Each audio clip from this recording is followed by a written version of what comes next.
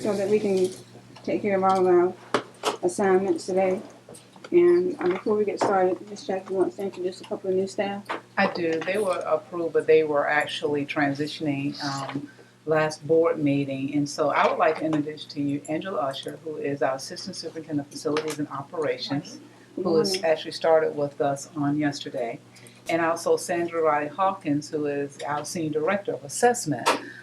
They both come with a wealth of knowledge, and we're very pleased and excited to have them on board and to join us. So, and actually Angela, Ms. Sellers, is looking for a home in Bartow. So I told her, make sure she knows she locates. Okay. Thank you. Well, welcome. Welcome. All right, and the next, the first item on our agenda is that if anyone would like to have any school board comments before we get started with the Equity Act update. All right. None. Okay. Ms. Porteous will bring us the equity report update from her division. Good morning. Morning.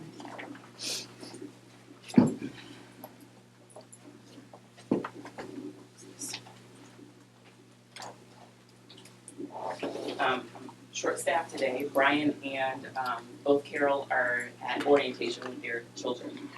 So no school orientation today for the ninth graders.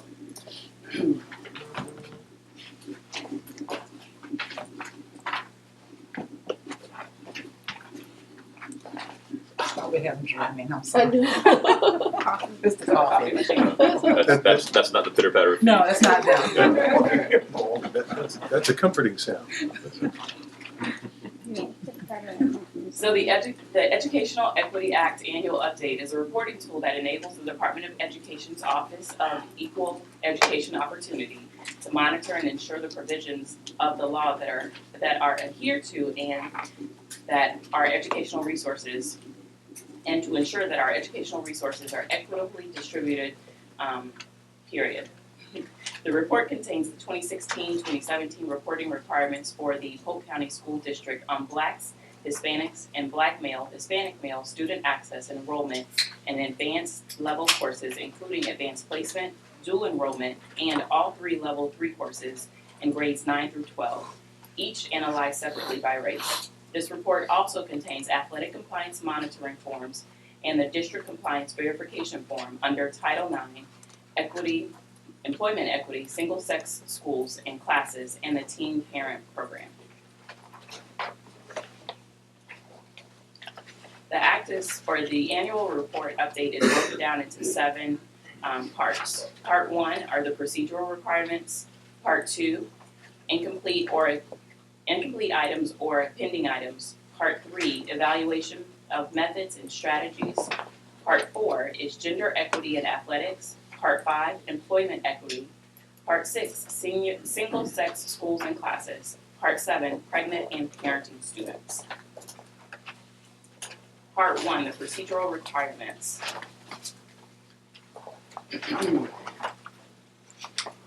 So as a part of the 2016-17 annual update, districts are required to submit a copy of their current board-approved policies and procedures. If there are no changes to the previously reported policies, districts may report that there were no changes or updates. Specifically for Polk County Public Schools, on our policy of non-discrimination, which is policy 1122, non-discrimination and equal employment opportunity, which was last revised on January 19, 2016, and technical changes on February 28, 2017. Our policy for equal access to Boy Scouts of America, it's policy number 2260. That one was revised on December 13th, 2016. Annual and continuous notification of non-discrimination. Again, policy number 1122. That was last revised on January 19th, 2016, with technical changes on February 28th, 2017. An annual notification is included in this report as well. The harassment policy, policy 1362, anti-harassment, was last revised on September 6, 2016. The grievance and compliance procedures, it's policy number 1362.02, and that was last revised on December 9, 2014. There have been no changes in this policy from the 2015-2016 equity update. Last, the AIDS and HIV policy, it's policy number 8453 for Polk County Public Schools, and there were no changes to since the 2015-2016 annual update. Any questions on part one? I have a question. Can you just summarize, if you have it, the policy for equal access to Boy Scouts of America? What specifically does that policy state? Wester, you know? I believe that's one that we were required to adopt by statute because the Boy Scouts have a powerful lobby. But I believe it just said that we were required to give them access. Is that the same for Girl Scouts too? It would be. We would need to treat them. I think the language in the directive to us specifically referenced the Boy Scouts, but we would provide the same access to the Girl Scouts or other like organizations. Okay. Thank you. Thanks, Ms. Taylor. The answer. Part two, incomplete items or pending actions. So specifically, districts are required to describe actions taken on all items that were incomplete when the 2015-2016 annual update was submitted to the Office of Equal Educational Opportunity. Incomplete items are listed on the monitoring work plan. A description of what actions have been taken by the district, as well as projected timelines for completion of the items, should be included if the items remain incomplete at the time the district submits the 2016-2017 annual update. Specifically, the monitoring work plan received in response to Polk County Schools 2015-2016 annual equity update required the following actions. It's one action. Submission of an updated teen parent program brochure that included information on the campus site at Kathleen High School in Lakeland, Florida. The deadline for submission of a revised brochure was December 1st, 2016. The updated brochure was submitted to the Office of Equal Educational Opportunity by certified mail on November 17, 2016, and certified receipt was signed on November 21st, 2016. The district will continue to monitor for compliance, this area for compliance, but that's the only item that was incomplete or pending. Part 3, evaluation of methods and strategies. For the 2016-2017 annual update, districts will evaluate the effectiveness of their methods and strategies according to data-driven evidence on success based on the 2012-2013 benchmark data and accountability measures through 2016-2017 in the following program areas. There are three primary goals here.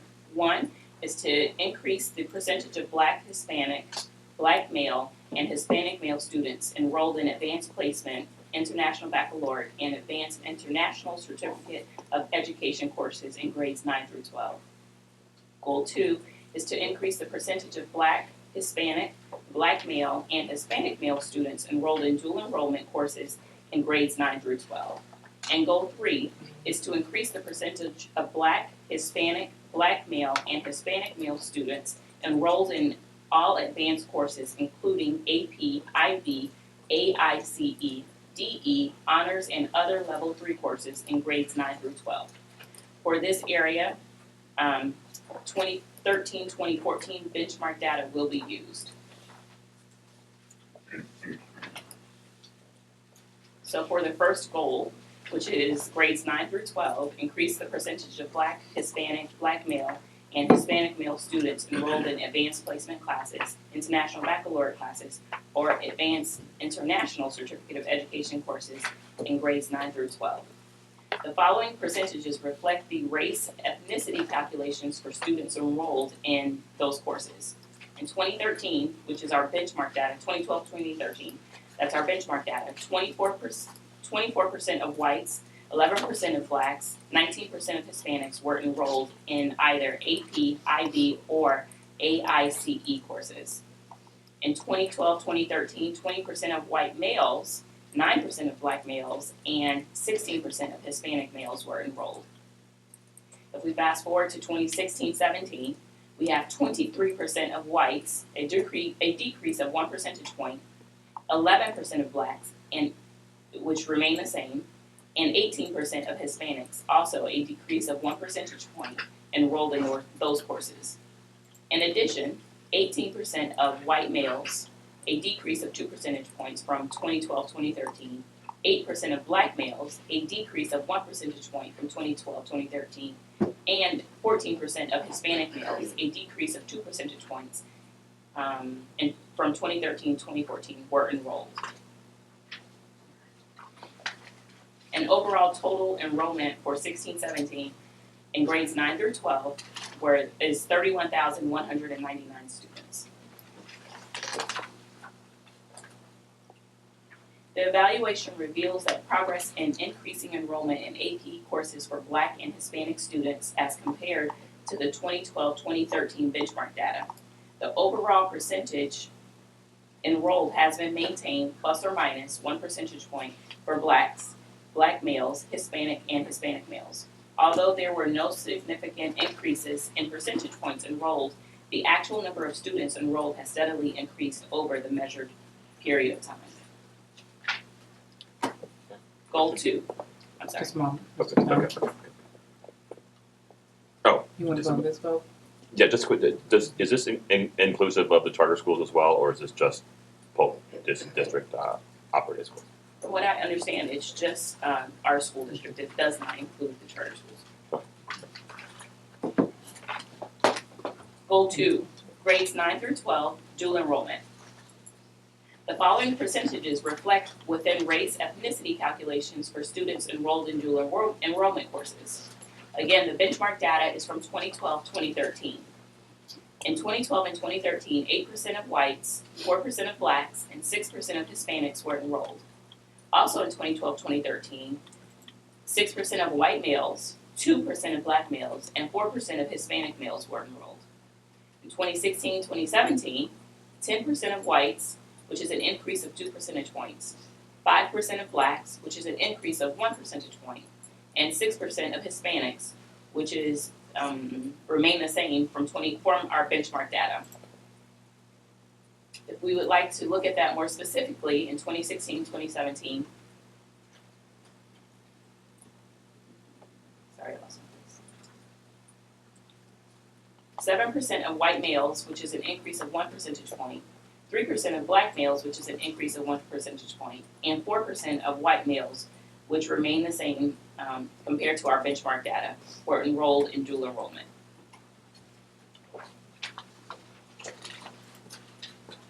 Again, the evaluation reveals progress in increasing enrollment in dual enrollment courses for Blacks and Hispanic students as compared to the 2012-2013 benchmark data. The overall percentage enrolled in has been maintained or increased by at least 1 percentage point for Blacks and Black males. Hispanic and Hispanic males percentages enrolled have been maintained over the data period. Enrollment numbers for all groups measured have continued to increase. And last, goal 3, grades 9 through 12, all level 3 courses, including AP, IB, AICE, DE, and honors. The following percentages reflect race ethnicity calculations for students enrolled in all level 3 courses. In 2013-14, the benchmark data, 67% of whites were enrolled, 44% of blacks were enrolled, and 53% of Hispanics were enrolled. Additionally, 60% of white males were enrolled, 30% of black males, and 47% of Hispanic males were enrolled.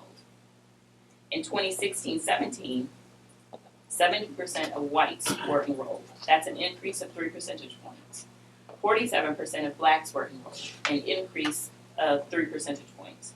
And 55% of Hispanics were enrolled, which is an increase of 2 percentage points. More specifically, 68% of white males, which is an increase of 8 percentage points, 42% of black males, an increase of 4 percentage points, and 53% of Hispanic males, which is an increase of 6 percentage points, were enrolled in level 3 courses in grades 9 through 12. The evaluation reveals progress in increasing enrollment in all level 3 courses for Blacks, Black male, Hispanic male students, and Hispanic male students as compared to enrolled percentages for 2013-2014. Black student enrollment increased by 3 percentage points. Black male student enrollment increased by 4 percentage points. Hispanic student enrollment increased by 2 percentage points, and Hispanic male enrollment increased by 6 percentage points. Do we have any questions on part 3? Ms. Fields? I don't have any questions, just statement. I know that we've been working extremely hard trying to expose our community to the opportunities that should be available to all students. And I think that we're making progress, but we have a long ways to go. I think one of the things that we probably are doing, and maybe can put a little bit more traction on it, is parents, because the parents are the ones that ultimately will encourage their kids to challenge themselves. Because a lot of times, I know from personal experience, while my daughters might have been interested in doing advanced placement, my son cared less about that. And so just trying to help them to understand that they can do the work. It's going to be some extra work. So I don't know how we get to that point, but I know that it's something that we need to continue to work towards, and I know that we're trying. I don't know what else can be done. If there are any new strategies that we can look to incorporate into our existing strategies, but I know that this is something that we really need to keep our eyes on and just keep reaching out to community organizations like Girls Inc., Boys and Girls Club. You all listed that in your documents. It's very thorough. We just have to do a lot of work to get it done. Mr. Wilson? The report indicates there's some corrective action for athletics. We'll comment to that one. Yeah, we'll comment to that one. One comment, Ms. Fields, what I will say is that one thing we have really worked towards this year is looking at the scheduling of where kids are placed so that we can expose them to that opportunity. And I think the team has really grabbed hold of that this year and looking at that. So making sure that we expose them, just if you are a level 3 or high performing student, you can challenge yourself a little bit more in making those connections and talking to the parents. That was a task this year among secondary, and my applause goes to the team because they've really been looking at those schedules, and they're going to be having those conversations and making sure we push kids a little bit more than them just not wanting to take those courses to challenge themselves. Right. Thank you. Part 4. What page number are you I'm on page 51. It's at the bottom right.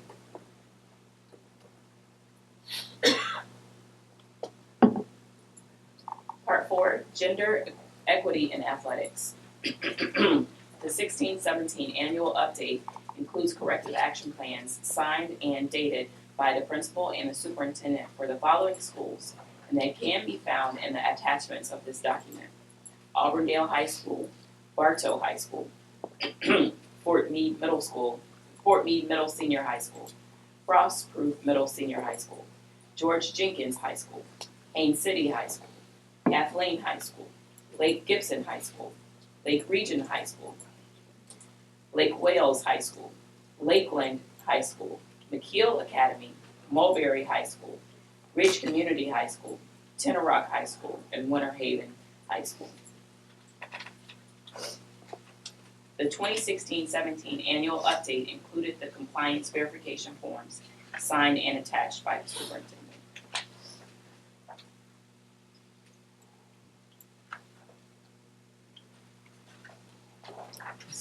Are you done with section 4? Oh, yes. Oh, I just, Go ahead, Ms. Oh, Sullivan. I'm sorry. You had a question on I know, I'm just concerned because last year I found discrepancies in the numbers that the high schools reported for the males and females. And I know, and I don't know all of them, I just happen to know a few, and they were all wrong, the ones I happen to know. And this year I looked at baseball at Bartow High School, and they've got 4 females on the varsity team. There were no females on the varsity baseball team. So I'm concerned about, I know nobody's probably reading these numbers, but if we're going to sign off on it, they need to be accurate. Who checks for the numbers the schools are turning in? Mr. Talbot's here. Yeah, I spoke with the athletic director, because I saw that this morning. There's supposed to be 20 males and 0 females. It was his mistake, and he apologized for it, but it's the second year in a row. So I've already set up a meeting tomorrow to address it. And then if you look at the equity report, Kathleen and Tenrock have some disparities in their numbers. And so there's been a meeting set for tomorrow for the corrective action plan to increase female student athletes in sports at those particular 2 high schools. All the other high schools were great as far as our equity numbers, but I will address the situation with Mark. So it's just mistakes? It's just a glitch. A glitch. And actually, the glitch actually increased from 50 to 49 to 50.51 to 49.49.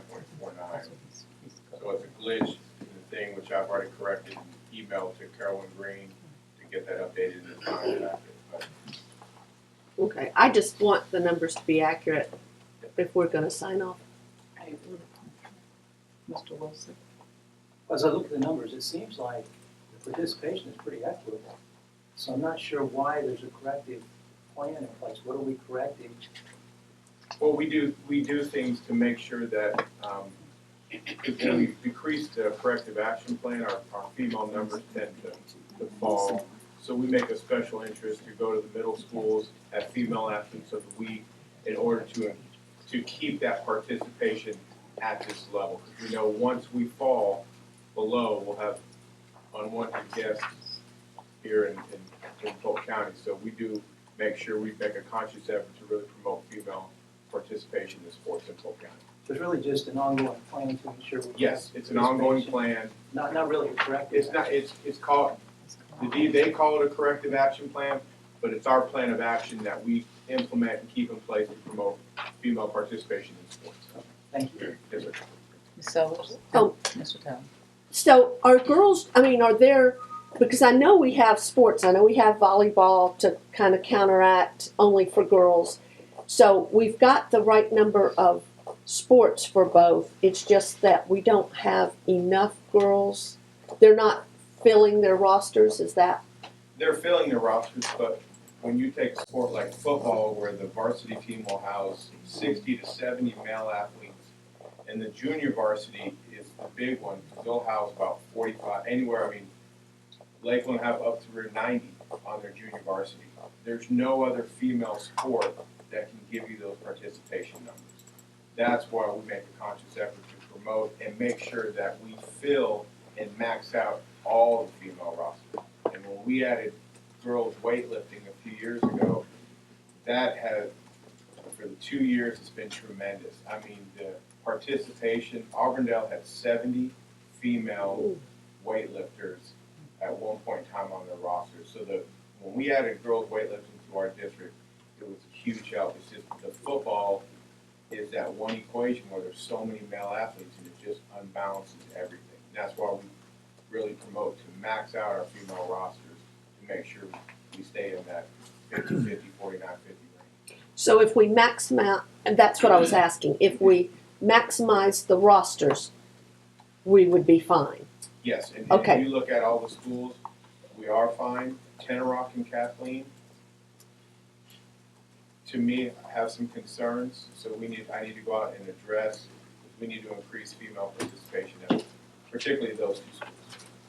Figure out a way. Mr. Town? And just, my understanding, there's not an actual hard, fast, meet 50%. It's more sort of demonstration of effort, basically, is that? Correct. Title IX speaks to opportunity, not to the number of or identity of sports. It's just that they have to have similar opportunities. Mr. Wilson? And that's exactly what I'm speaking to, it's opportunity. So we're Yes, sir. providing the opportunity. I think it's wonderful that we go beyond that. We're not just providing the opportunity, we're actually going out and promoting to try and make sure we get those equitable numbers. So really, we go far and beyond that. And that's why I'm concerned about what corrective. There's nothing corrective. Yes, about no, I think that is simply a use of that word in a particular vernacular. This is one of those things that if Dan and his folks do not keep constant pressure on it, the numbers will naturally drop. So So they keep constant pressure on that to make sure that we not only make the opportunity available, but we actually have people taking advantage of the opportunity to I just participate. think it's important that we understand that we're really going beyond, far beyond the call of duty, and that's a good thing. I'm glad to see we're doing that. Thank you, Mr. Tucker. Thank you. Yeah, I'm proud of it. I love our county for our sports, and the more, and I'm not, sports is my area, but I'm just under the nature of it, whether it's chess, band, dance, no matter what it is, it's important to kids, it should be important to us, and athletics is just where I fall under. Thank you. Mr. Townsend, earlier I stated that it does not include charters. That is incorrect. It does include charters. Okay. Okay. Just wanted to correct that. Part 5, employment equity. So on page 68, there's a chart there that's completed for the 16-17 school district administrative positions. Total, in terms of our district level administrators, there are 87. 22% of those are Black, 6% are Hispanic, 70% are white, 2% are other, 64% are female, and 36% are male. In terms of our principals, we have 143 principals total, 22% are Black, 4% are Hispanic, 73% are white, 1% are other, male-female ratios 32% and 68% respectively. Assistant principals, 221 total, 25% are Black, 10% are Hispanic, 65% are white, less than 1% are other, 65% are female, and 35% are male. Teachers, 6,737. 12% are Black, 11% are Hispanic, 74% are white, 3% are other, 78% are female, and 22% are male. Last, guidance counselors, we have 215 total. 26% are Black, 9% are Hispanic, 62% are white, 3% are other, 89% are female, and 11% are male. Based on, I don't know that this number is based on this year's data, this current 17-18 years data, but our student demographics, we have 102,280 students total. 21% are Black, 33% are Hispanic, 41% are white, 5% are other, 49% are female, and 51% are male. So the district continues to focus attention on the district's minority underrepresentation, specifically on increasing our African American and Hispanic personnel population. Our continuous efforts focus on teacher recruitment fairs. Additionally, staff from the Department of Recruiting attended and participated in a variety of recruiting activities throughout the U.S. These recruiting activities targeted universities, colleges, and related events.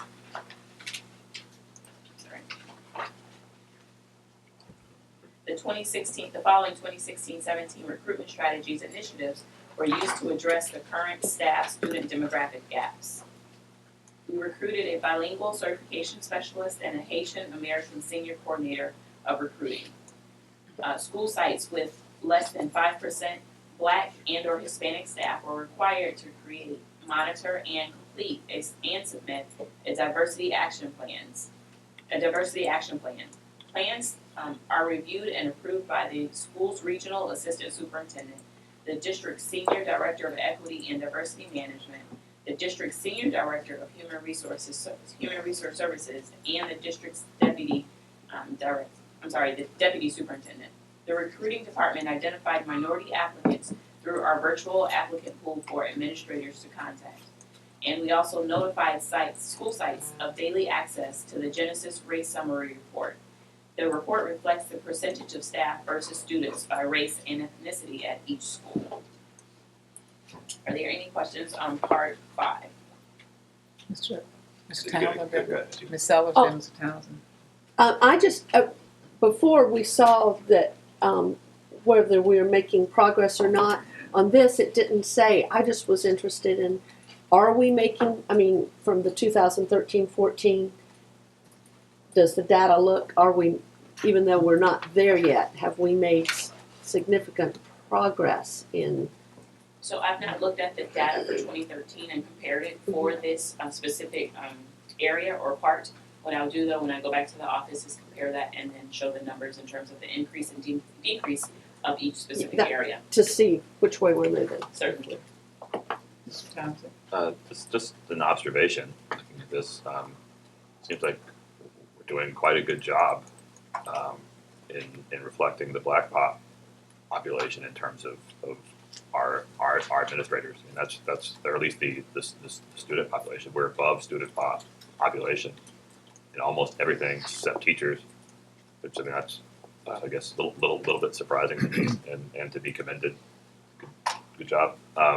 On the flip side of that, we're way behind in Hispanic administrators. So I think that's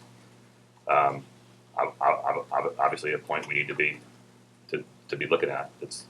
These are interesting numbers. So and following up real quick on the charter thing, is it possible to break these out at some point, like so we could see what charter has versus? I mean, you don't have to do it like for submitting this, but it would be interesting to see some of that stuff.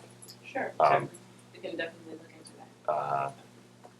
Yeah, and I guess the other observation is, yeah, a lot more boys than we do girls. And is it any? I mean, is that like a demographic thing globally, or are there just a lot? I thought there were more women than there were men. Anyway, I'm sorry. That's the way my brain works. Sorry. I've read 51% of the babies born are male, 49 are Okay. females. All right. Well, I stand educated. Thank you. Madam Chair, I would also mention, many of us here were around for part or all of the Mills case. And back then, in those days when we were under federal court supervision, the guidance or the rule for us, for students, was no school could have more than 40% black or less than 15% black. And we were to strive to have similar numbers for faculty and staff. And as Mr. Townsend pointed out, the only criteria in this chart where we would be off of that is in our teachers. But in terms of administrators and both the district and in our schools and our guidance counselors, we would have made Steve Merriday happy back in those days. Yes. Steve Merriday was the I should say Judge Merriday, the U.S. District Court judge who presided over that case at the time we were declared unitary. And I think that kind of goes back to what you said about the athletic issue, monitoring that. Yes, ma'am. And people being steadfast on that. Constant pressure. Constant pressure. And I think that's what's going to, not constant pressure, but monitoring and making sure that we do have the adequate representation of Hispanics as we do blacks. So it's a work in progress. Ms. Burton, can I comment on the dual student population? Yes. There's a reason why you have more males in this school district right now that we have. Male students are about 4 times more likely to be retained, and that's why we have more male students in our population right now. Because it's 50-50 chance that you'll have a boy or a girl. I know you don't believe that, but that's the reason why the population is skewed. And that's the reason why we've been working hard with our student progression that you just got approved, that we're going to continue to work on that. And that's why I'm not a proponent of third grade retention. So when you look at that, that's not by chance or by accident, and that's why our young males are struggling even more when they get to high school. Do you, off the top of your head, have a percentage of males that are the retention population? Is it 75%, 80%? What's your guess? It's probably above 75%. I can get it for you shortly. No, it's fine. Just a ball. It's a scary statistic. That's helpful. Thanks. Mr. Wilson?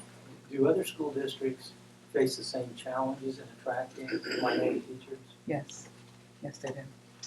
I would tell you that we did have a couple of recruitments where we actually tried to recruit more Hispanics. And we still are trying to recruit more Hispanics into our district as far as not only just teachers, and then grooming them up into the administration side. And we continue to work on that as well as the surrounding districts, and we've all been trying to grab at the pot. And so increasing those numbers as well as increasing our minority numbers in teachers is one thing. What you'll see in the field of education is that they're not going into that field a lot more now, is what we see. So we're working with the colleges and how do you attract more minorities, how do you attract more males, because we have a problem with a lot of males going into the field, period. So we've been working with them on that and building those relationships. How do we engage back, and then offering them, how do we continue to move them from teacher to administrator as well. Right. And with that, to say something probably uninformed here, just speculating.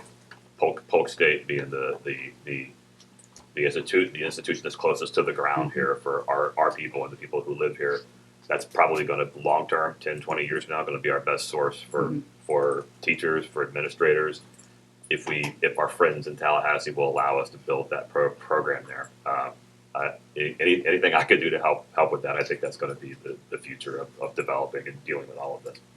So. And we have that conversation going. I have a meeting set Thursday, I believe, with the college president. We've already been talking about how do we strengthen that program, as well as just working with just not isolating it to one, because we're all in the field. How do we, first of all, get the students to the college to want to be interested in education, and then they return those students back to us to actually be teachers.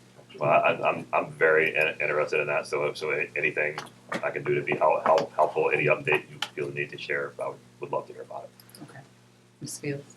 Do we have any way to track the number of temporary certificates? The teachers that are on temporary certificates that are struggling to pass the state exam, because I think that is a huge issue. And I don't think we really understand the magnitude of that. And I've really been talking to staff, trying to figure out how we can provide more support for those employees. And I bet if you look at that, there would be a large percentage of people that would be in this category that we're speaking about this morning. So I don't know how we, I know we just started a class, we're starting a class soon. An evening class, encouraging, and I'm trying to let as many people as I know about that class. Cause, I mean, it's very discouraging when you keep taking that state exam, the general knowledge exam, and you keep failing it, and then finally you just say, I'm gonna do something different. And I think that's where a lot of these teachers are. We would agree. Dr. Ace and I have been talking and recently put together that class from PD's offering it now to assist those temporarily certified teachers in any areas. I think it may not only be GK, but generally it is GK. And so we are offering classes, and I know PEA does offer classes as well to assist those teachers to become professionally certified. Well, that's good to know. I didn't know PEA did that. PEA does it as well. We're waiting the syllabus. We anticipate the syllabus coming to us on Friday, and then as soon as we can get our folks trained, we'll be having those up and running. We hope to have them up and running by September. Is all this stuff on our website? Accessibility to that? It should be. If it's not, It's on our It website. should be. Okay. It will be. Rachel's taking a note. What We're also going to focus in on parents as well who have who are working as paras but have their bachelor's or their master's. That's really helpful as well. And to Ms. Capizello's point, we are looking at reinstituting the greenhouse program, which is that to transition paras or non-instructional staff to instructional staff, and then to provide them the tools necessary to do that. So essentially, it's if you have a bachelor's or if you're working towards your bachelor's, let us help you get there. Quick question. You're an HR professional. Do you know of any other, I'm talking about private or public sector, profession that is required to take a general knowledge test? I mean, I've worked in the private sector my entire life. I've never taken last general knowledge test I took was an SAT. I think Curious. you call it various things. So in order to become a certified HR professional, you have to take No, not you. I'm saying, do you know of any, like, is, if you wanna go be a broker, you know, you have to do some brokering things, but do they make you take a general, I mean, I'm just not aware of any profession that makes you take a just general random knowledge test. Oh. Is that, There's So- there's different professions that require a certification exam. well, certification exam is one thing, general knowledge is another, so I was just interested. Okay, sorry, I think I'll it's the same stop. thing. Yeah. Yeah. It is the same. It's just Alright. has a different title. Correct. And they recently just changed that too. Ms. Capsol. I was just gonna say, the biggest irony to all of this is at the same time, they're removing the requirements for certificate, that they're making it harder and harder for people working in public education to pass their tests. They're removing the requirement for people who work in charter that need any certification at all. It's a little ironic. Yeah, that's what That's they did. correct. That's correct. Wow. So part 6, single-sex schools. We're on page 70 of the report. Polk County Public Schools does not have any single-sex schools operating within the district. However, there are some co-educational schools that currently have single-sex classes offered at their location. Specifically, Bach Academy, Lake Wales Senior High School, and South McKeel Academy. The male enrollment for Bach Academy is 254. The female enrollment is 344. And at Lake Wales, Lake Wales Senior High, the male enrollment is 652, and the female enrollment is 579. And South McKeel Academy, the male enrollment is 563, and the female enrollment is 594. But those are not the number of kids who are actually in the same sex classes, right? Right, no, That's that's just, the overall. If you turn the page on page 71, if you scroll down and look at page 71, this chart represents the single-sex schools and/or classes. So Bach Academy, 6th grade, number of classes or sections, there's 1. Number of students, 19. That's for male only. Female only, number of classes or section, that's 1. And female students that attend, they're 23. So total number of co-ed classes, there are 5, and total number of students that attend co-ed classes are 107. In 6th grade. In 8th grade, critical thinking and research, 1 class, 19 male students. Again, 1 class, 23 female students. Number of classes total, there are 4 in 8th grade, and 99 of their 8th graders attend the co-ed courses. Bach Academy this year did not answer 3 questions that were extremely important to us. That's number 10, 11, and 12 on page 71. Are there pre-implementation reviews of proposed single-sex education?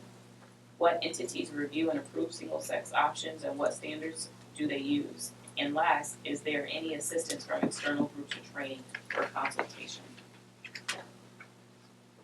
And number 13, how does the district monitor to ensure that single-sex education is not contributing to gender stereotypes or sex discrimination in outcomes?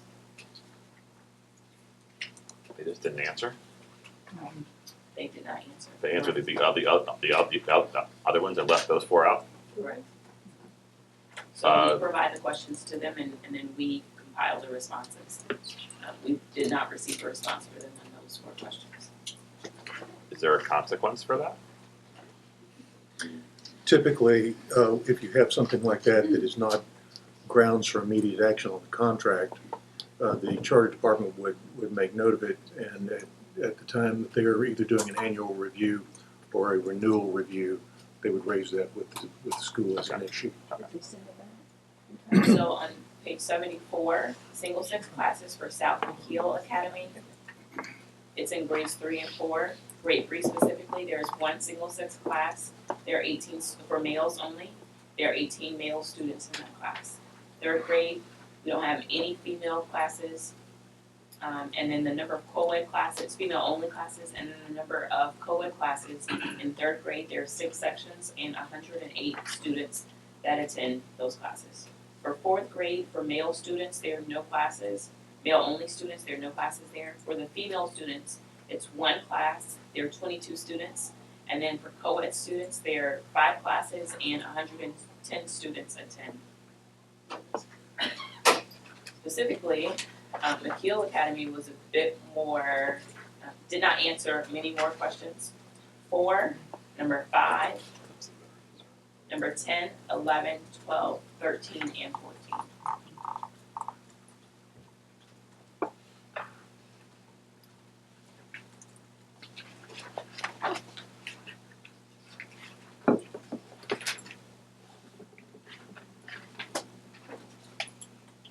And for Lakewell, I've missed Lakewell, I apologize. For Lakewell Senior High School, they only offer it in 9th grade. For male students, there are 3 sections of classes. Number of students that attend each class are 42. Number of students that attend total male students are 42.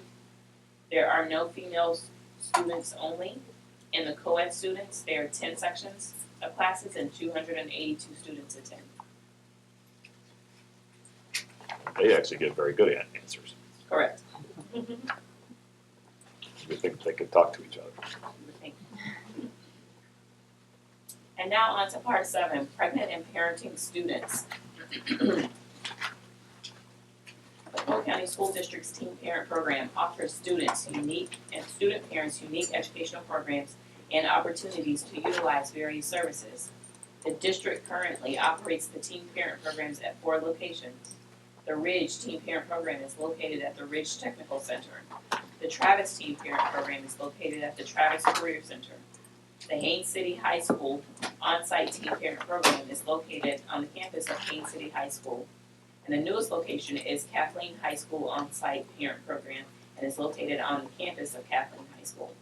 Additionally, the program provides services to pregnant and parenting students, both mothers and fathers, who choose to remain at their zone high schools. Ms. Fields and Ms. Sellers. Can you tell us, not today, but the number of students by school and the ethnicity? Again, not today, but I would like to know that, please. For this school year or last school year? Can I have both? That's Ms. For this school year, not right now, I can't tell you. For Okay, so then last year would be good. 93, I didn't break it down by ethnicity, but 93 teen parents. Total for all the schools? Okay, but I would like to have it by school Yes, and by ethnicity, please. But not today, whenever you don't have time. Thank you. Ms. Sellers. Just a technical thing. Ridge and Travis need to be technical college. Their names Oh, I'm are sorry. I apologize. Okay. been changed.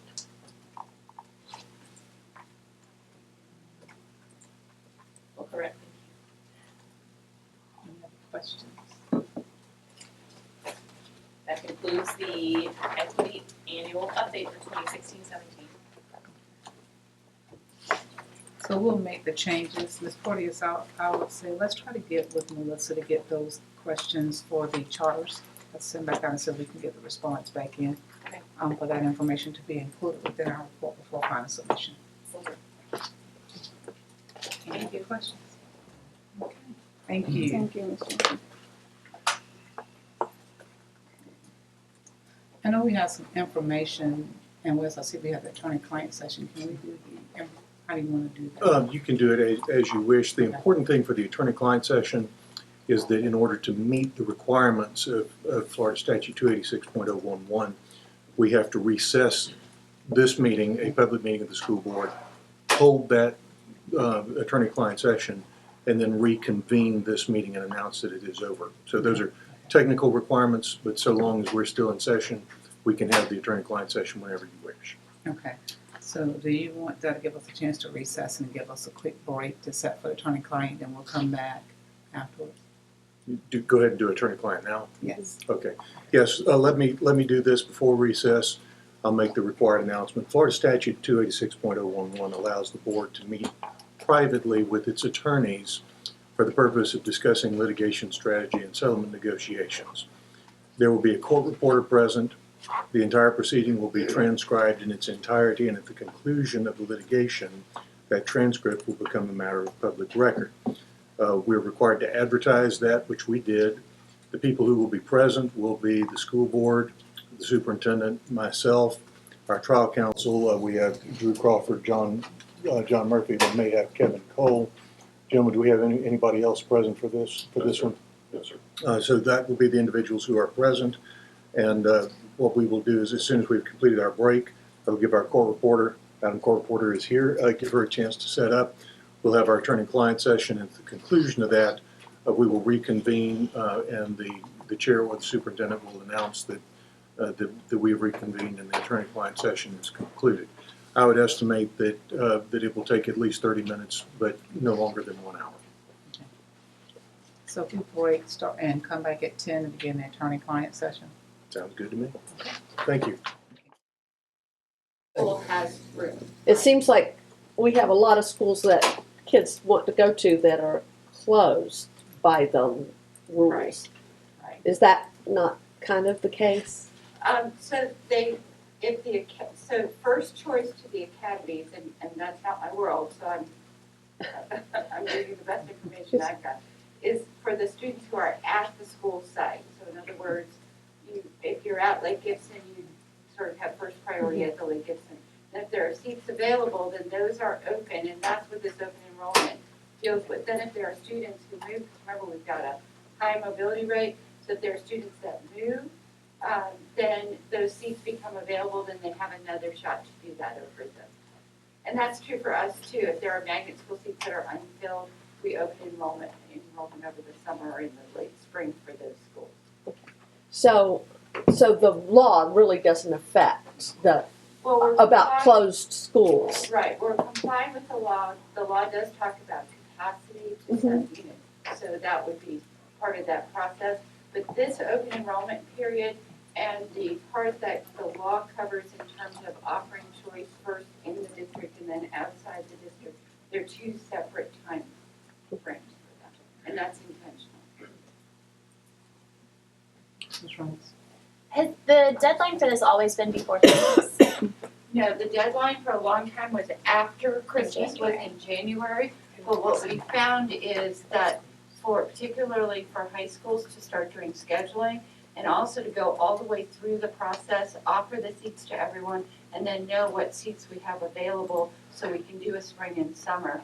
Moving it back like this really helps us and helps the schools. Gotcha. And we're gonna have a major PR campaign to make sure people know that Absolutely. how it's been for the Week past 3 will be 10 in the years is middle of not- that. okay. Yes, we do billboards, we do radio announcements, we put it in all of the newspapers, we send it home with all of the students. okay, more so than anything, just to when something's been happening for. I mean, I know Absolutely. I was signed up for school. It was in January, so Right.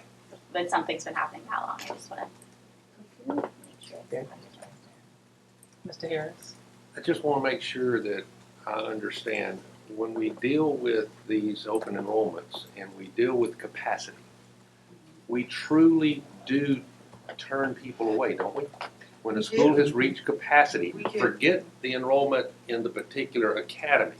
When the capacity of the school has been reached, That is correct. We So there's close the two door. ways, right, so we. because I got a call from a constituent the other day concerned about that issue for a school that, quote, is overcrowded, and another school next door is underutilized.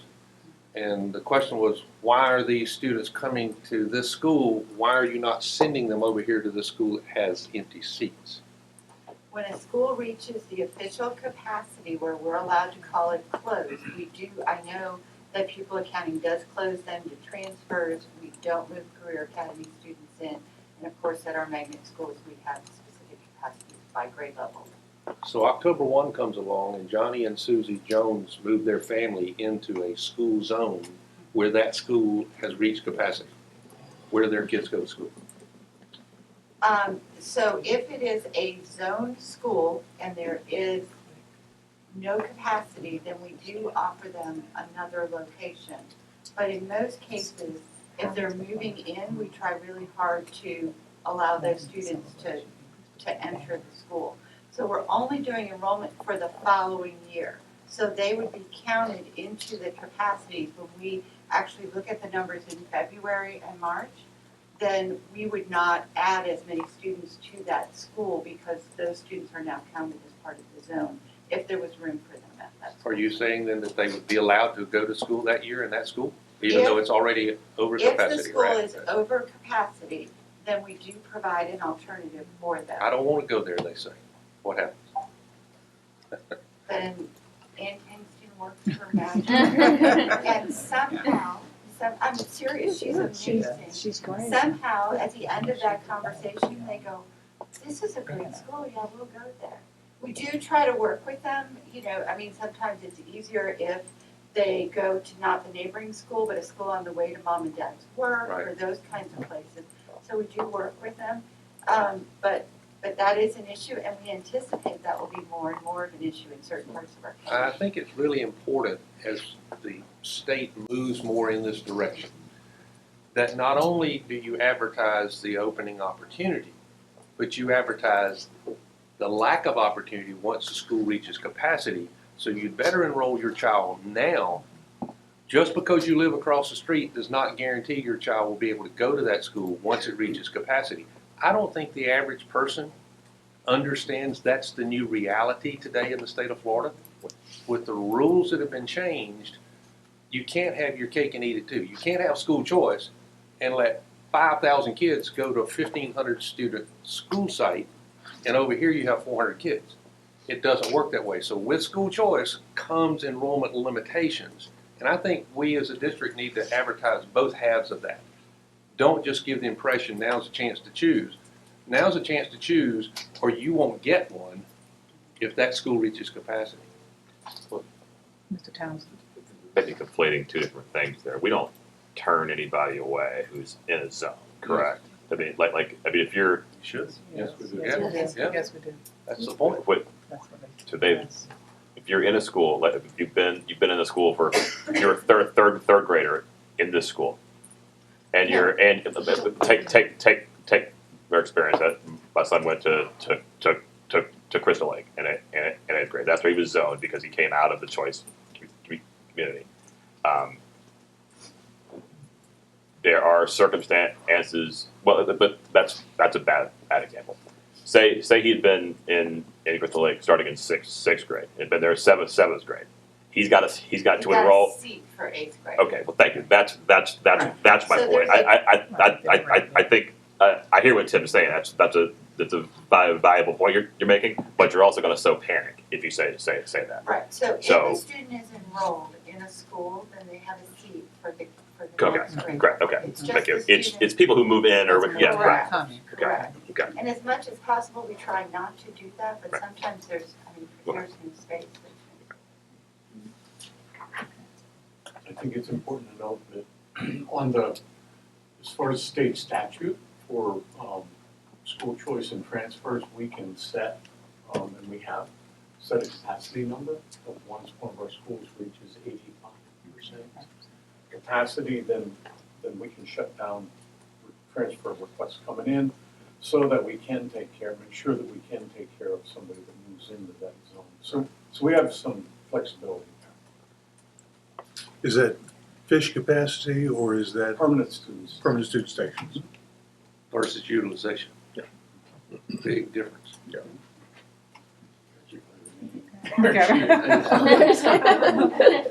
Thank you, Ann. We're doing the best we can. So all the questions answered? If not, I'll go. I think we wanted to see pixie dust. We made up some answers for you. Ms. Sellers has one. I just had one. Are we being firm? Because I'm telling people when they call and they want, I just recently, they want in a school, but it's over capacity. I just want to be sure we're not making exceptions because I'm saying no. I always say contact, but I'm telling them we're not, once a school's closed, this is transfers. We're not transferring kids in.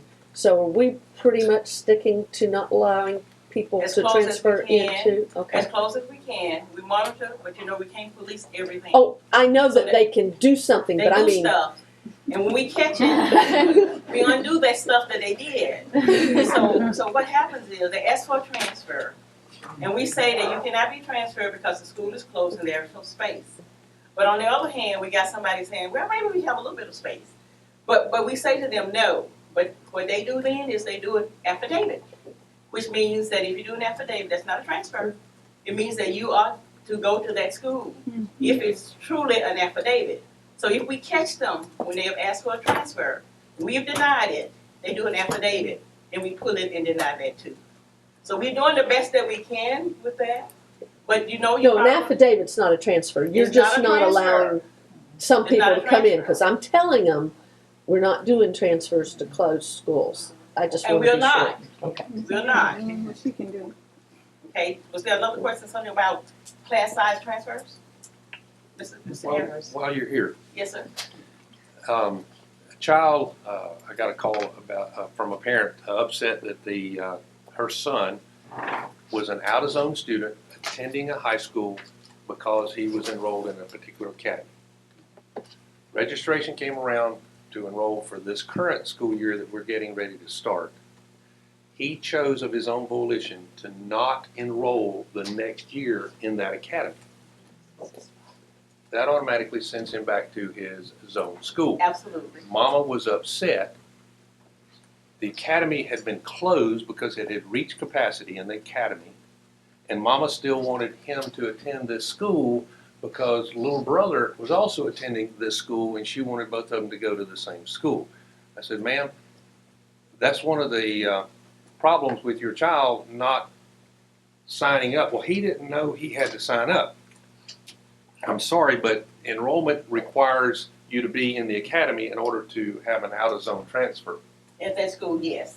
And if you get out of your academy, you're supposed to go to your zone school. Right. And I understand parents want all their kids to be at the same school, and we try to accommodate that as much as we can. But sometimes you just can't do it, and that's where I was over there when I heard the discussion, and I ran over here. Because we have parents over there who are saying, well, you know, I want all my kids there. And I got one kid there, and I got 5 more, I need to go there. Well, I can't take 5 kids, because I don't have space in the classes where those kids are wanting to go. So that's a no. But you know, some people don't understand no. So we just have to gently say we can't do it because, and we are under class size requirement, and we try our best to meet the class size requirement. And we've done a pretty good job with that. We've not ever not met class size. So we want to continue to do that because it's a requirement and it's the law. And that's what we try to do. And you know, my thing is, you just can't please everybody all the time. And so we have to say no. And Ms. Sellers, I know you've been concerned, and we put a lot of emphasis on the sports piece, and I know you're concerned about that, because that is the problem. We have kids who want to transfer, we're out of the time zone. The school was closed. Now, if the school was open, yes, they could transfer, they could participate in sports, they can do whatever. But if it was closed, and they try to transfer to participate in sports, the answer is no, because it was a closed school, and it doesn't matter. Now they're saying that it's a hardship. So the hardships, we're looking at every one of them individually, but if the school was closed and your kid participated in sports, that is not a hardship. It's a hardship only because you want your kid to go to Bartow and play softball. That's the hardship. And the answer is going to be no. It's just no. Yeah. Okay. I believe. You know that I'm saying. You know no means no for you.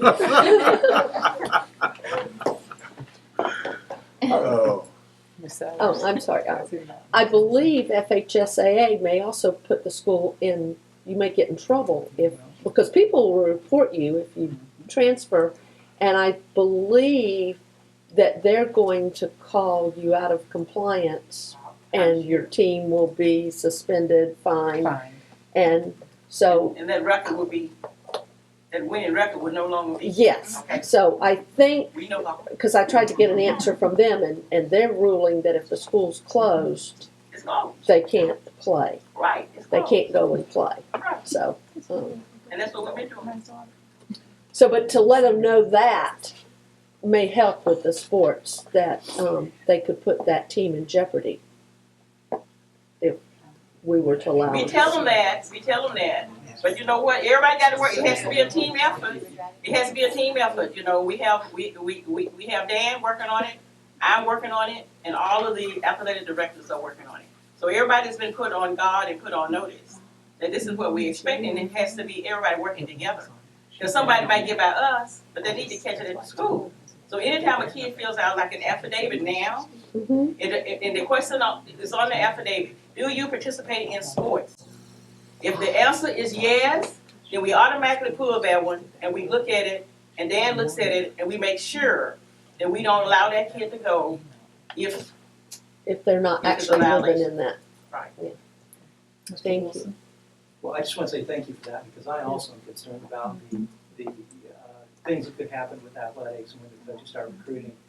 And, you know, we've already heard a little bit about that, a little bit of complaining going on, so thanks for keeping a close eye on that.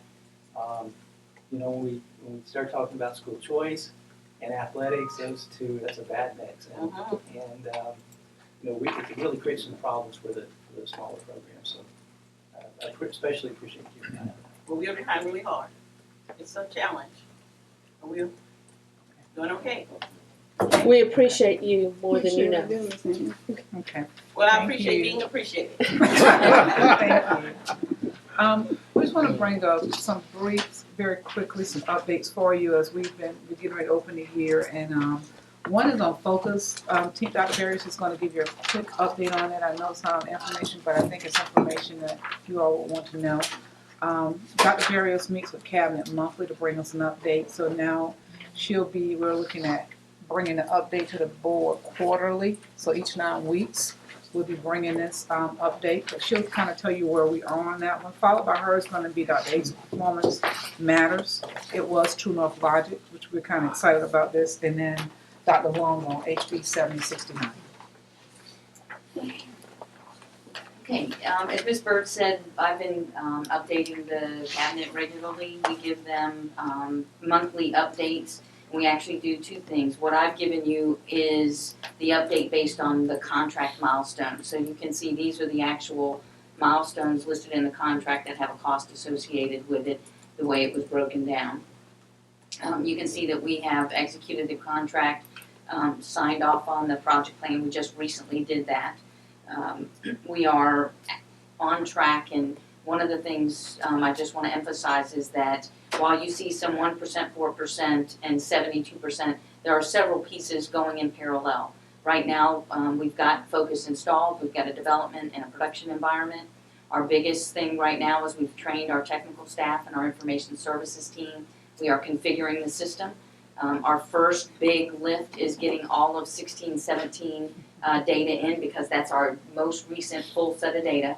So we want to get all of this year's data in, which tests every kind of import. There's multiple complexities there, but once we get that, then we will start focusing on 17, 18 data, because that will roll into 18, 19, which is when we'll actually start training scheduling.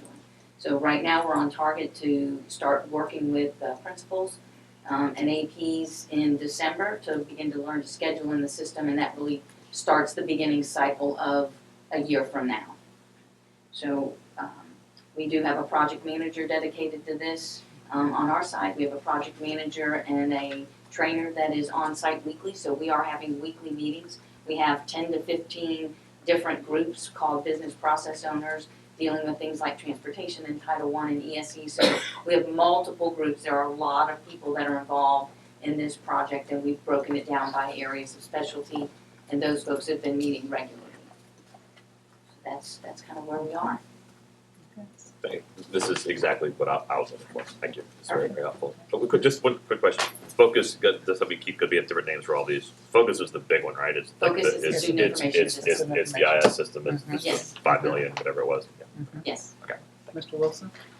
So I'm going to apologize in advance for putting you on the spot a little bit. But you know, I'm K through 12 education is not my area of expertise, so I don't know. I'm just asking questions.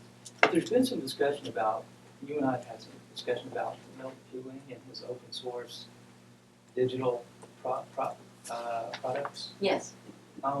Could you maybe just give us a 30,000 foot view of what that is and how it might help us. Well, Milton Hewling's our elementary science curriculum specialist, and he has been working for quite some time with CK12, which is actually open source science content, and he has built online science textbooks. And we are utilizing that. Actually, we're partnering with him to do a project this year specific to science. But he actually is getting recognized outside of Polk from several other districts that have adopted his science online textbook as their textbooks, completely digital. So he's a unique character, and he's done some great work. And So I mean, that could save us a lot of money on textbooks. I mean, Correct. If it's appropriate for the district, and correct. So the issue is that you've got to have a device, and so the conversation becomes, how do we get enough devices with digital content? And at some point, building a strategy. There are districts that have done that complete digital conversion, and we're working on it. Thank you. Thank you. So Performance Matters, which Dr. H is going to tell you, it was known to you as True North Logic. We're kind of excited about this as we listen to the staff and the teachers, because what this is going to do is, as he's going to explain, is put this information at our fingertips. We did not have a place to house, and we could grab a quick snapshot of what's happening in our schools, and the principals and the teachers could, with assessments and how they better work in their classroom with students and how we better work with schools. So this system is going to allow us to do that, and he's going to share. I don't want to steal more his thunder here. I know that the board have been wanting an update on Performance Matters, and as Ms. Bird referenced, it does go by a different name. This is kind of a timeline of different milestones that have been occurring. But under the Performance Matters umbrella, there's two different systems. One is the assessment system, and the other is the PD system. The assessment system is now known as Unify, and the PD system is known as NetConnect. So you probably hear, or did hear probably at the end of last year, some discussion on we're trying to make sure that all the information in NetConnect is correct, because teachers will be recertified. The assessment system we've been bringing on board started in January of last year, really trying to get this up and running and get the lights on for this school year. And I'm going to tell you, it's really going to make a world of difference for our schools and our teachers. So in the NetConnect system, teachers can go in and check their certification, and we'll be updating those points in there. We would have all our courses in there. It's been going and up and going longer. Joanne Johnson down at the PD at Jim Miles actually is the point person for that particular system. And then under the Unify platform, Ashley Purcell is the point contact for it. So in Unify, what you can actually do is identify students that would be struggling. You can identify students that maybe are level 1 on their FSA, students that then correlate between that and their attendance and their discipline and how they've been retained. All those early warning system factors, you can sort by it real quick and pull it.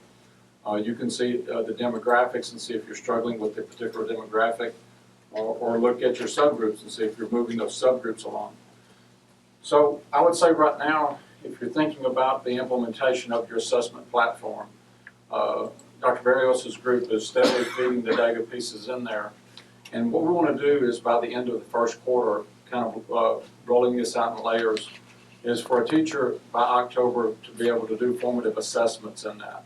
We're not really pushing that piece right now. We want to get school up and get school going. In August, we'll be about really implementing the STAR, that performance assessment, STAR reading and STAR math. In September, we'll be working on the iStation piece for reading and math. But in October, we're going to get that progress monitoring piece into Performance Matters. And what that means is then a teacher would be able to look at his or her grades, their current Performance Matters data piece, such as the STAR, and last year's FSA right by each other. They wouldn't have to go into different systems. And a principal or a reading coach at a school could then say, are my level 1s showing progress from last year because their FSA is right here, their STAR is right here, And we just did an assessment in my class that was formative, and am I seeing progress in that? But this is kind of what I'm calling a slow rollout, because I want to make sure that teachers aren't overwhelmed to begin with. But we got some high flyers there. These principals and some of these teachers are excited about it, and they're running, with it. They're ready to go with it. But in general, as you roll out in the school year, you'll hear some of the discussions. August is about STAR, September is about iStation, and then probably about October, November, I'll be wanting to bring a presentation to you, because it is something else when you can see the different factors by which students struggle at the school level, but also at the classroom level. Where we'll be able to go with this is that a teacher would be able to give a formative assessment. They taught something today, and if that teacher wants to use grade count, they'd be able to take a grade count, an assessment, scan that bad boy in, put it right into the grade book, right into Performance Matters, and then you'd be able to track progress against previous year's data, but also the current data that you have in there. So it's very exciting. I was just amazed at how well the principals ran with it. And they were able to say, oh my God, now we can see that this group of students is not moving forward. Because sometimes that data has been hard to get your hands on. But when you look historically for 2 or 3 years and a student is not moving forward, you got to start asking yourself why. So, and that's kind of some of the reasons why we backed into looking at some of this retention. Because whenever we would have a school and they would have, oh my God, I've got a lot more kids in this grade. Okay, but why is that? And so then they'd go look and they would say, well, I got a lot more boys in this grade. And it's like, well, why is that? And then when they click that retention button and you see all the retentions that are for the boys, they go, then it kind of gets silent, just like it isn't here. And so they know they got to go back and see what they're doing about student engagement for males for that. And that's just one example. So. Ms. Sells. Do we have, you said there were high flyers and people that will run with it, and I have already seen schools that are better at it than others. Yes, ma'am. Do we have support for the schools that are slower, teachers and schools that seem to be slower to really take advantage? Yes, ma'am. Both of these platforms, the people that are point persons, Ashley and Joanne, they have implementation guidelines of when they're doing trainings, and both face-to-face and online courses that we can provide and direct service to those schools. But yes, the high flyers are the ones that get in there and they go on and run with it. I don't want to be putting the brakes on anybody with that. But the ones that are struggling getting the lights on, we'll actually provide at the school support for those schools. But again, it's really important, Ms. Bird and the regionals, we've really continued to articulate how you phase these in is really important. You don't want to overload, and I'm talking about at the teacher level. So literally August is about STAR, September is about iStation, and then in October the formative pieces will be ready to roll. Mr. Townsend. And how does this relate to the, I've seen a couple of stories now about the reduction Yeah. and I know there are definitional issues with what's a test and what's an assessment and all of that, but so how does this stuff relate to what looks like a pretty significant reduction? What are we replacing with this? Okay, so there has been, I would say, a lot of interest in the reduction that we put into place this year. When I came on board in Ms. Bird and I got to talking about that, and there was interest in, well, why are we doing some of these assessments? The assessments that we reduced were the mid-years and the EOYs that were residuals of a statute that came to play about 3 to 4 years ago that required every subject to have a test for a teacher evaluation. So we've removed all of those. And that was 90-something in that group. We've also removed required, what they were calling in some subject areas, gut checks, where it went with a particular unit of instruction. Okay, so those have been removed. What has been replaced would be STAR reading and math. Okay, and you will hear from kindergarten through 2nd grade teachers, it's early literacy, STAR early literacy, but I just call it STAR reading. So that's K-8. Okay, 9th and 10th grade will do STAR reading. Okay, for progress monitoring. Okay, then the other thing that when we really look in apples to apples with this is that you will still have writing prompts 4th through 10th grade. And that's really important that we recognize that where we're actually writing, giving a student a prompt, we do a writing assignment with that, but then we do corrections to that.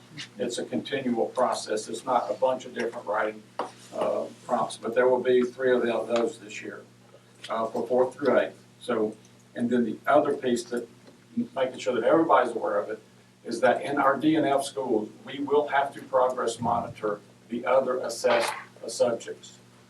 Anything with an EOC or your science courses, 5th, 8th, and 10th grade biology will have to be progress monitored with a district quarterly. We will make them available to all schools. But for our struggling DNF schools, the state will ask us, how are they doing? And I got to tell you, we've had really good response from our schools and our department heads saying, that's great, because we want the teachers to start creating those. The first quarterly we will provide, but after that, we really want department heads doing those, creating those quarterlies. Because I'm a firm believer that there's power in the process of learning and creating them. Just to give the assessment and not do anything with it is wasted instructional time for us. So that's the full picture for assessment. And what is a tip? Sorry, can I ask one more thing? What is a typical formative assessment under the new platform look like? What's the experience of that? Are you going in front of a computer for 5 questions? Okay, great question. And the format can vary. And it really, the first set of quarterlies that we will do will be done multiple choice, and we'll actually scan them in with a high-speed scanner. But what you can do on that platform is anything from a technology-enhanced item. You can do a computer-based assessment. Or you can do, like I was talking about, a teacher could load an assessment in there and then use the technology like a grade cam scanner sitting at their seat and wave it in front of a laptop camera, and it would grade it for them. You can do any of those number of formats, and you can also have a rubric in there in entering a writing score, which is where we want to get, but we're not rushing it too fast. And your sense is that this is pretty integratable into the classroom Fully. experience. It's not dislodging momentum or anything like that. No. It's part of it. And that's why we want to make sure that we don't roll too fast, because the STAR and the iStation need to come before that. And then the formative assessment piece would start that. We're just not ready for that piece until October. Okay. Some of them you'll hear, they're going to be going with it. Right. Well, but some of them, we want to make sure we don't overload teachers. Yes, ma'am. This is a related question. I know we're short on math and science teachers. Yes, I've ma'am. heard that. And you talk about our DNF schools. What are we doing if they don't, because a sub with all of this is just, if there's a sub in the classroom versus a certified teacher, how are we handling that if the state's going to be, and it's so important that those DNF schools Yes, ma'am. proceed, and if they don't have a certified teacher that's knowledgeable, how are they going to learn? I mean, Okay. that's So- a big concern. Ms. Burge, let me go ahead and do it. That's a really good question, and we've been working diligently on this. HR, NPD, making sure that we have everybody cleared before that first day of school. So these are some of the strategies that we're starting to work on. The first is we got to make sure that we got an accurate pupil teacher, the pupil count, okay? That's first. And there is mobility and movement. So we may be able to move around that. And maybe what we thought was an opening actually isn't a need for an opening. So accurate teacher to student ratio. The second thing is we're asking, is it possible for the first few days to be able to collapse classes and making sure that we have a certified teacher? We will use some district staff if we need to. But what is really interesting is some things that we're getting ready to do is we want to be able to utilize some of the retired teachers that are out there that would like to come back. And we will be approaching, we've actually sent out a list, and we're trying to now start to solicit some retired teachers that would be considered qualified or highly qualified that would be able to support us in these situations. We're looking at what we can do for recruitment specifically in those DNF schools. And the other thing is we had provisional subs, provisional teachers last year. And what we realized, and being very, very transparent. We didn't realize until February that the teachers were not being successful getting their certification test passed. And that's when we went to working lockstep with Mary Ann on what support can we provide them, who's providing that support. And so both PD and PEA went to really heavily supporting these provisional teachers to try to get their certifications in place. We didn't get it for a lot of them, we did for some, but this year in September we're going to start that process. And I'm trying to, there's a couple of barriers there. One is the subject matter, sometimes they struggle with. But the other thing is that there's a barrier of finances there. The certification test costs about $250 per time they take it. And so what we got to do is I'm trying to locate the funds to where that we can help provide support. If a teacher does so many remediation sessions or so many work sessions, then we'll try to get some funds to pay for the assessment. Looking at retired teachers, anybody else we can recruit, and making sure that it's a true vacancy. And actually, we're meeting with the regionals today to start some of that process of seeing if the vacancies need to be moved or where we're at with that. But I got to tell you, the HR and PD have been trying to clear every day. Teachers ready to go by the first of the school. So I just, are we gonna use some of our coaches if there's absolutely no teacher So versus we would do a that, sub? yes ma'am, in the first week or two. And I know you know that it's literally paying Rob and Peter to pay Paul if you do that and you don't build capacity. But we're gonna do what we gotta do to put a certified teacher in front of those teachers as quickly as we can. So I gotta tell you, some of these principals have been spot on with recruitment. I mean, and I gotta commend, there's a couple of teachers, and I continue to say this, teachers go and stay at places, I don't care how tough the lift is, where they feel valued, where they feel loved. If you look at an elementary school like Palmetto that's out, really on the edge of the county, it's really tough to get to. 1 or 2 vacancies for the year, unbelievable what he did out there. So we know it can be done. And it really comes down to, are you going to make a concerted effort with the culture in your school to retain highly qualified teachers? Again, they go where they feel loved, and where they feel valued, and they feel like they're getting better as a professional. And we see that, and that's on our strategic plan, teacher retention. Mr. Wilson? I'd like to compliment you on that. I believe from a leadership perspective, there's nothing more important than communicating to our employees how valued they are. And I know that's the way our superintendent approaches leadership. And I appreciate your approach to that too, as opposed to a punitive approach that I think our state often uses. And I think that's terribly unfortunate. So I thank you for instilling those kinds of values and that type of leadership in the school district. Well, I think it's modeled really from the superintendent and the board down. I really do think it is. And the way I kind of described it whenever I was doing teacher recruitment was, yes, we have 100,000 kids, and yes, we have 160-something schools, 100 that have grades, but we really are moving this school district one student, one teacher at a time, and making sure that every one of them realizes the importance of it. Thank you. Now, just a final update for you is HB 7069. I asked Maria to come, I think, for you to hear the impact of HB 7069 since it's been passed, of what it means to our Title I funding for the upcoming school year 18-19. So she's going to provide that. And thank you for the opportunity. In recent conversations with Mr. Wilson, it highlighted for me that maybe folks don't actually have the exact language of the bill handy, and that it's really helpful to reference that language. So that's what I'm sharing with you, is the actual language in House Bill 7069 that addresses the equity of funding using Title I funds. Because it all comes back to that language in terms of the impact for the school district and for our schools that are Title I funded. And so you'll notice there, and I highlighted, certain sections that are the most relevant, that the biggest change from this bill is that it controls the way we use our district level Title I funds.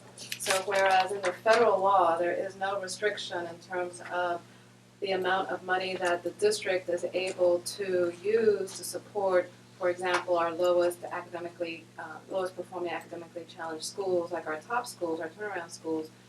House Bill 7069 does control that and says that we cannot spend money through the district except for certain types of initiatives. And so you see those listed there. Those are the only initiatives that the bill now allows us to use our district level Title I funds for. So homeless is one, private school is one, delinquent and neglected programs is another. Pre-K programs was added in at the 11th hour thanks to the hard work of many, including those of us in this room, trying to create awareness about the negative impact that it was having to not include that and many other things that didn't get added back in. And then transportation for foster care was another very last minute addition to this. And I'm also grateful for, in the beginning paragraph, at the last minute, was added because the push was to lower the threshold of poverty for identifying schools as eligible for Title I. So whereas the federal law requires us to serve as Title I schools as 75% or higher in poverty, that's a requirement. In the state of Florida, thanks to the passage of this bill, that requirement goes down to the state average of poverty, which is 58%.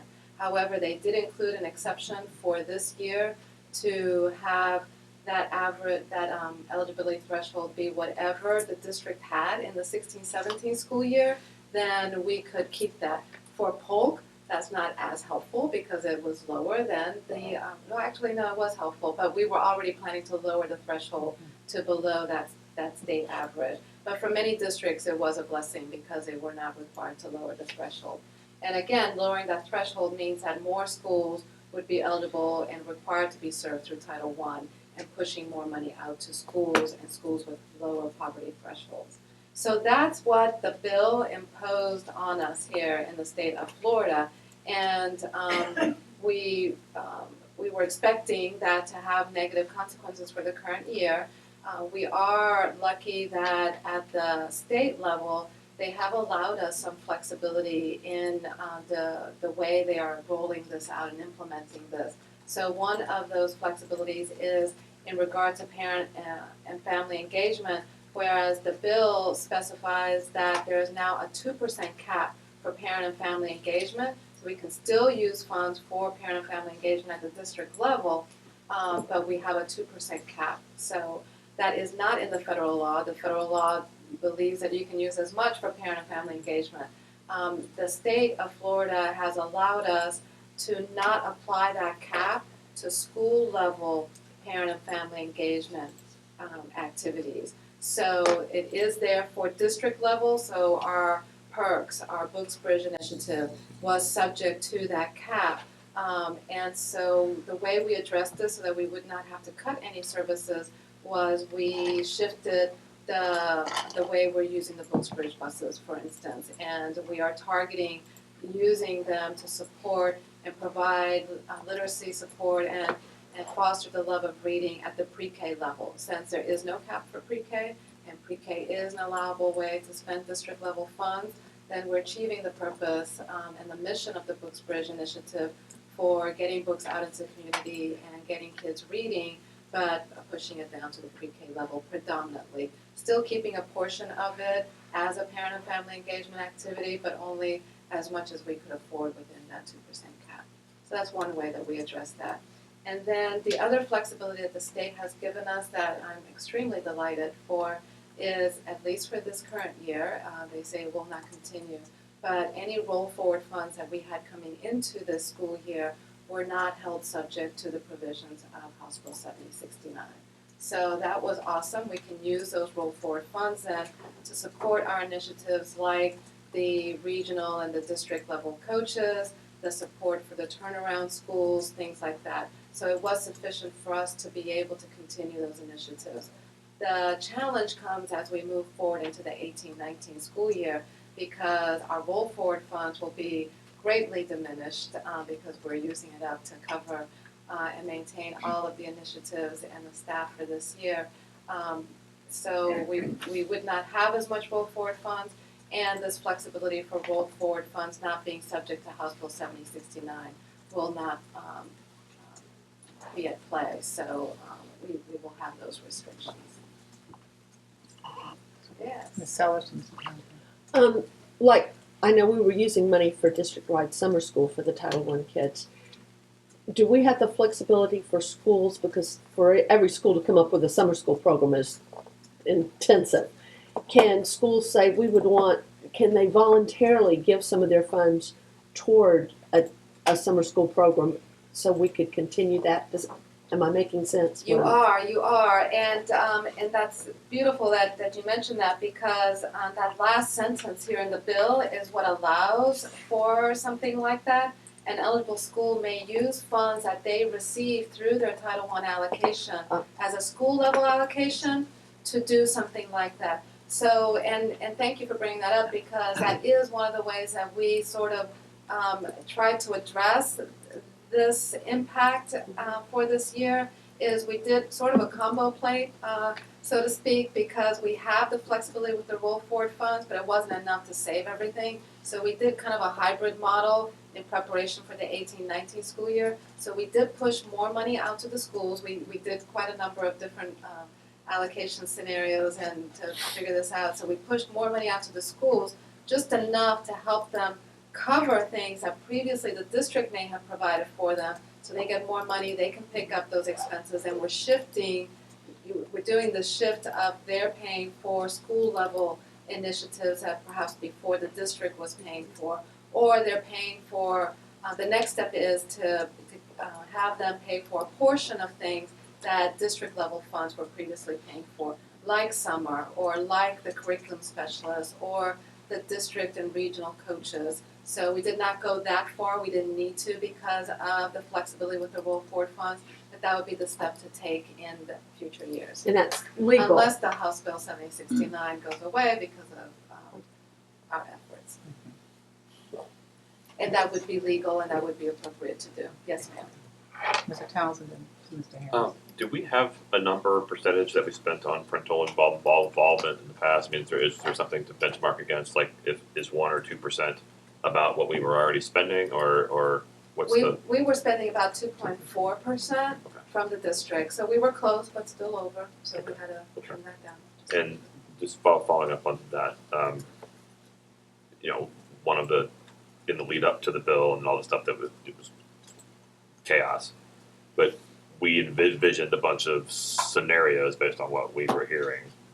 Sounds like what you're saying is, for the time being, for this year, the actual concrete harm of those scenarios is not what we had anticipated, which is good. There are potential concrete harms moving ahead, which makes it a political issue moving into the next set. What would be very helpful, I think, for us who are political leaders, at least for me, is a list of the 3 or 4 or 5 things you're most concerned about moving ahead and what their impact would be, so that we can get organized around those right now, in addition to what we're doing with legally. But I want to commend you guys for your work in making clear what the impacts would have been, and it seems like the state blinked a little bit, and that's good. We'll see, but it's good to know we're not going to have quite the level of impact we had anticipated, if that's correct. That is correct. For the current year, we were able to be strategic and shift things around so that we could minimize the impact, if not completely do away with it. For 18-19, it does not look as good. And if I could get a couple more things to be added to that list, one would be staff development. So district level staff development. It's just the economies of scale, again, same as with summer, if we could recognize the importance of building the capacity of our teachers and of our leadership through these funds and allow us the flexibility to do that without having to go through rank order restrictions, then that would be tremendously helpful for all of our new teachers, all of our continuing teachers that need support so that we can best serve our students. So that would be one thing, and that's how we're using a lot of our district level Title I funds is for that staff development through coaches and staff like that. And then the other one is recognizing that when you have schools in turnaround or in DA status of one sort or another, that you can put out all those requirements and say you know these are things that we need to do to help them, but to say that without backing it up with funds and then to restrict these funds from being able to support it just doesn't seem like the best way to achieve those goals. Mr. Harris? First an observation, then second a question. It appears, at least to this board member's view of this bill and its Title I portions, that the legislature did not feel that school districts' leadership around the state was utilizing the Title I funds properly. So to impose their will, they changed how those funds can be distributed to say, district office, you're going to have less use of the funds and we're going to give more use and direction of those funds to school principals. If that was the case, and here we are with this having to be implemented, did this law include any training for those principals to know how to best use those additional funds that they're now being held accountable for spending that maybe previously the district office spent on their behalf? That's a really good question, and the answer is no. They were silent on that count. I think the expectation has always been, though, in all fairness, that the district would be providing that support to the schools. And we do work closely with the schools in developing their plans and their budgets and so forth. But you're absolutely right. There's an inherent mistrust of and desire to control or remove the autonomy of the district and the flexibility of the district to use the funds. So that is inherent in here.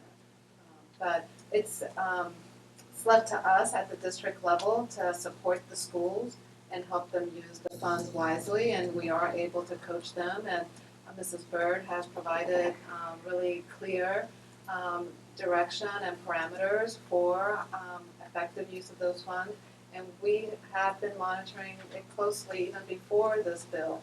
However, there is concern, and you know, there are stories, there are newspaper stories that I'm sure we've all read about one district or another and how they misuse, Title I funds or other federal funds, or that perhaps it's not being used to support the schools as well. We're just not in that situation here in Polk, so it's easier perhaps for us to not be able to identify with it. But there with any type of federal program, there are always going to be folks that use the funds well and follow the rules, and other folks that maybe haven't. And it just takes one negative instance, as with just about anything, that gets all the attention, and then all the other good is discounted as a result of it. To me, this harkens back to the days when Polk had its last elected superintendent. And that individual and his leadership team had one mantra: give the money to the principals and leave them alone. That's what I see happening in this bill. And a lot of times, not all times, there's some people that don't have that attitude, but I'm afraid that there are a lot of people out there who just want the money and leave me alone. I actually have heard that when I was in grants management. Just give me the money and I'll do with it what I feel is necessary and right, with no accountability thought behind it. And then we move forward as a community and we ask the question, are we a school district or a district of schools? This sends the message, we're just a district of schools who do their own autonomous thing, and we have 120 plus plant managers who just run their own ships. There's some danger in that. And as a business person, I would dare not let my company be run that way. because there's just Very- too many inherent Very happy to problems. hear you say that, and I think with the leadership we have here in Polk County, I don't suspect we're gonna go down that route. And luckily, the bill didn't go that far. It could in the future, but it didn't go that far. So there is a federal law still that is at the heart of the Title I program, and there are a lot of requirements in that federal law. So if we want to follow the law and we want to be in compliance with it, then there are a lot of things that we need to do to monitor and ensure that the funds are being used appropriately, reasonably, and for meeting the objectives that we set forth under the program. So those haven't gone away. All of those requirements are still in place, and we're still going to follow them. Mr. Wilson? Well, we had this conversation because of some conversations I had with some of our state legislators. And, you know, I know I've heard this from me before, it's rather stunning to me that our state legislators would try to legislate parental involvement, fail at that, and then tell us we can't spend money on successful programs for parental involvement. It's just, it's more than ironic, it's just stunning. But in the bigger picture, I spoke to one state legislator, I won't mention who, and I talked specifically about the $4.2 million that we had to find because we couldn't use Title I funds, and their response was that didn't happen. That's not happening. And that person could not at that time, in my opinion, known about roll forward funds. So I don't think they knew about it. I'm sure they did. So that's why I asked for this.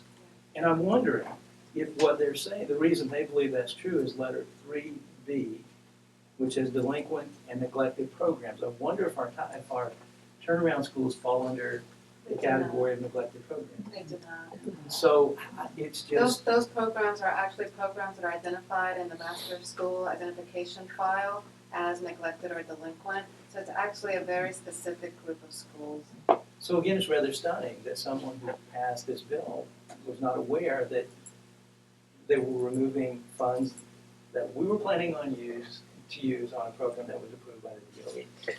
I don't get it on any level. So I'm wondering, and you know what, I'm not completely convinced that our local legislators feel this way, but I do think there's some state leaders whose motives should be called into question on these kinds of things. And I'm not sure the idea is to give more autonomy to our local principals. I think it may be even bigger than that. So that's how this came to be. Thank you for this information, and I will continue to share my concerns with our legislators.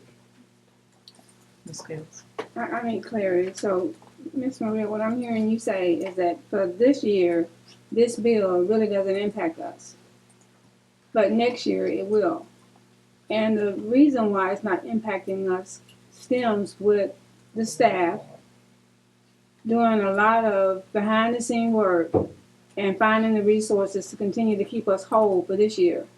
But if this bill is implemented and it still is not sure how it's going to be implemented, then this could have a tremendous impact for us next year. So we're safe this year, We're safe this but year. not necessarily safe next year. Because I think that needs to be understood.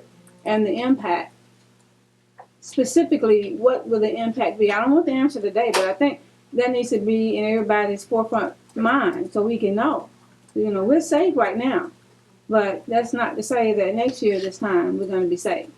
Yeah, there's no amount of shifting and calculating that we're going to be able to do to avoid a Right. negative impact next So year. I just think it needs to be understood. So if I might piggyback on that, Ms. Maria, can you kind of just give us a general estimate? Because we talked about this as we were preparing, because I was asleep over 18, 19, and we're just coming to 17, 18.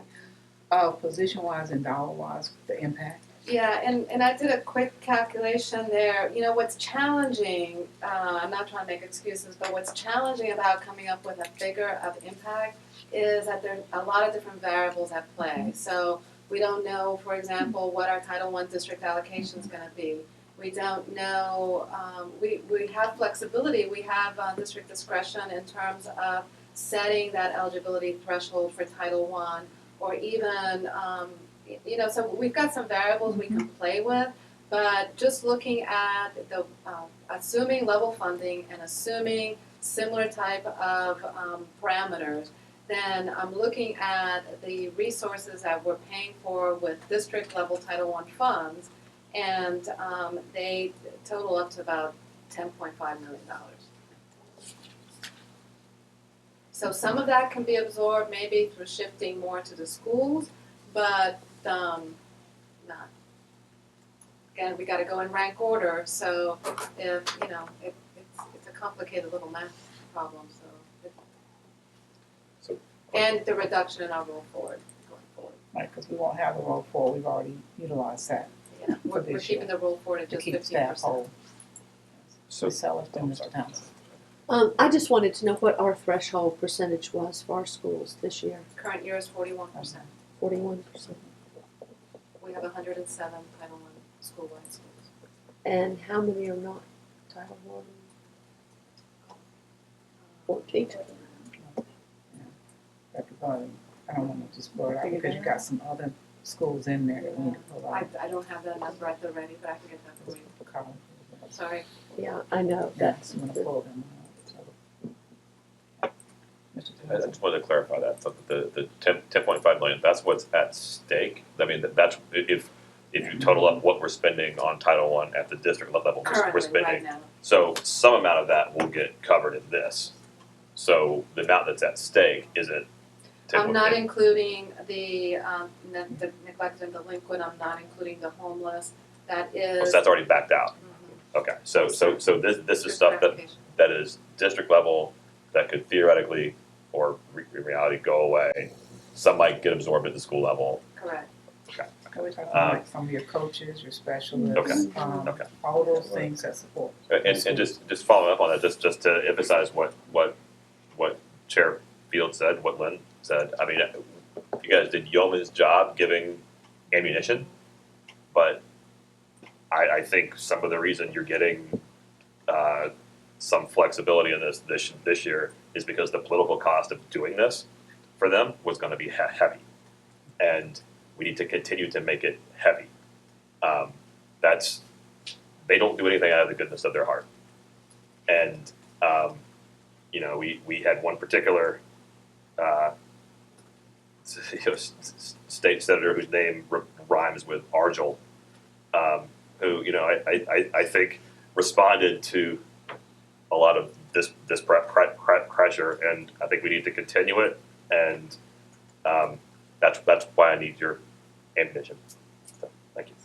I'm very happy to load that gun, but so one of the lovely things that we've seen through this, it's been negative and it's been challenging, but one of the lovely things that we've seen has been the conversations and the participation of so many people on this important use of federal funds, right? So I've never seen the community get engaged and involved the way I've seen with this. So it's been really lovely to see. So that's the positive, is I think we have fired some folks up out there, and we have more people actually paying attention and talking about something that really hasn't received much attention before. I think the major takeaway that with Maria here is that 18-19 can be a disaster for us. Yeah. Funding wise and for staff, because I think our last calculation, it could mean very well over 130 staff members that could possibly be their positions eliminated under this. So, okay. Thank you. Thank you. That concludes our session today. Even though it appeared to be short, it was long. But I think it was information I want to make sure that you had as we start the school year. And do we want to break and then come back for the executive? And we can do it in here. Do we want to break? Do you want to grab something? We didn't do about 30 minutes. If people want to grab something and just come back in 30. I would just maybe do a 10-minute break and then Yeah, I need to, push it on. as quick as we can go would be better for me. Yeah. So 10 minutes, I think some people can run down to cafeterias, especially And we'll- those we will- Bring it we will back. work us on former it. classroom teachers. We know about that run, sprint, get your food and go. Mrs. Clanton, you will ensure that the minutes. recording devices are off. Thank you, ma'am.